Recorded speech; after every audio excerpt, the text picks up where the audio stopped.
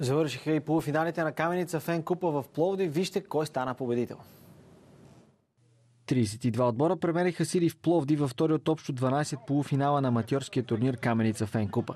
В шоуто днес се включиха много известни имена, играли в родната А група.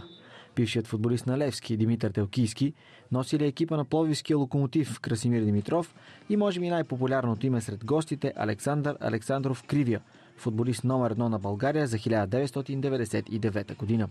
За негово съжаление, отборът му отпадна още във фазата на осминафиналите. Аз играя в доста турнири такива, на аматьорски. Нивото си е добре, има си доста така добри футболисти за аматьорско ниво. Повече вече отдавам на аматьорския футбол, отколкото на професионалния. Как виждате силата на този турнир точно тук в Пловдив? Добре е, има, доколкото знам, България доста се практикува вече мини футбол и това е хубаво. Вашия отбор, разбрахме, че е отпаднал на но нашия отбор е съставен предимно от момчета, които не са играли. Ние идваме тук за удоволствие, ние идваме да печелим. Когато е трябвало, съм играл и съм печелил, тук съм само просто за удоволствие. В каква форма сте ви лично вие? Косува някой друг килограм, може и в Агропа да се върне. На четвъртфиналите Оазис победи Ред Девилс с 3-1, КЦМ спечели с 3-0 срещу ФК Братаница, Войводи загубиха от Локо Младежи с 0-2, а Вип Тент надигра категорично Галакси с 4-1. В битката за финала КЦМ спечели срещу Оазис с 3-1, а Вип Тент победи с минималното 1-0 Локо Младежи с Красимир Димитров в състава си в матч изпълнен с много нерви и под проливен дъжд. Лошото време не оплаши и двата отбора финалисти КЦМ и Вип Дент, които направиха зрелищен финален сблъсък. Тимът на Вип Дент, който е носител на Каменица Фен Купа за 2012 година, показа по-голяма класа и спечели с 3-0. На трето място остана отбора на Оазис, печелейки служебно, тъй като Локо Младежи се отказаха да играят. Като всяка година, много труден, много спорен турнир. Смятам, че заслужено стигнахме до финала и спечелихме. Че ли на финал победихте доста по-лесно, отколкото полуфинал, в който имаше доста нерви? Да, не мога да се кажа, че отвънка може да изглежда лесно, но не беше лесно. Просто вкарахме ранен гол и в смисъл такива турнири, това е определящо. Пребрахме се и вече другите голове се дойдоха.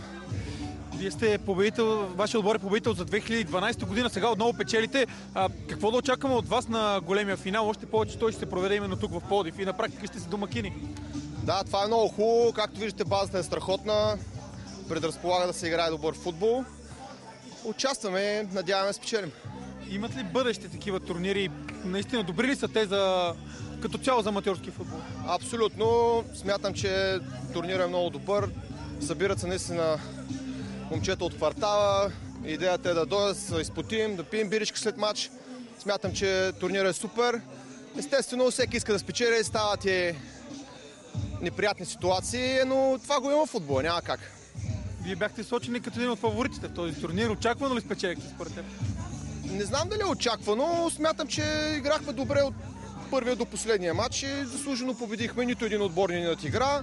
Да, с Локо Младежи стана много успорван матч, но отстранихме ги и така.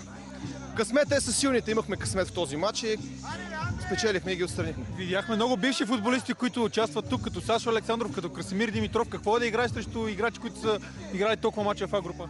Супер е, много е приятно. В смисъл, играе се футбол. За всички е приятно и за гледащите.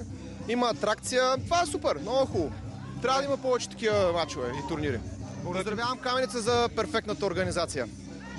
С спечелването на този турнир Вип Дент си осигури участие на финала на Каменица Фен Купа, който ще се проведе пак в Пловдив в началото на октомври. В индивидуалните класирания най-добър вратар стана този на победителите – Тодор Малинов.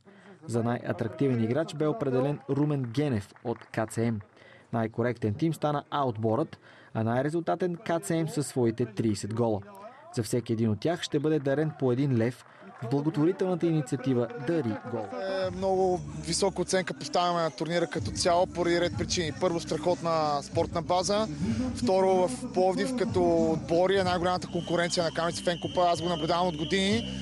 Тук борбата за първото място е ожесточена в хубавия смисъл на думата. Видяхте много мъжки матчове, много страхотни положения. Просто за мен беше изключително удоволствие, не само за мен. Видяхте колко много хора през 2 дни гледаха мачовете. Удоволствие се наблюдават тия хора. Видяхме и бивши футболисти, звезди като Сашо Александров, като Телкийски. Просто едно голямо уважение към всички тези момчета, които се раздадоха наистина на макс през тези 2 дни.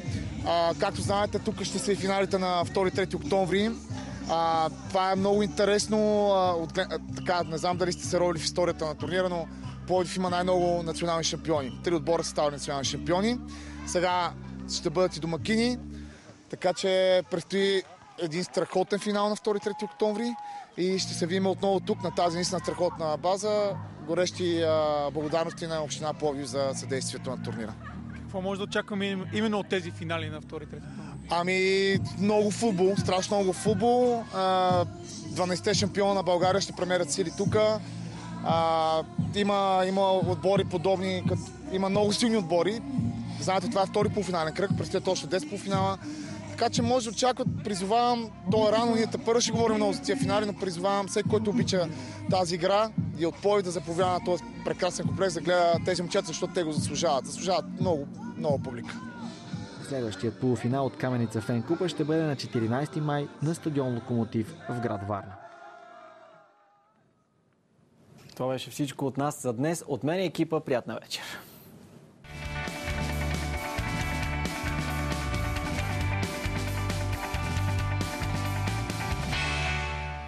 Спорт в обектива се излъчва със съдействието на предприятие за производство на месо и месни продукти Кариана.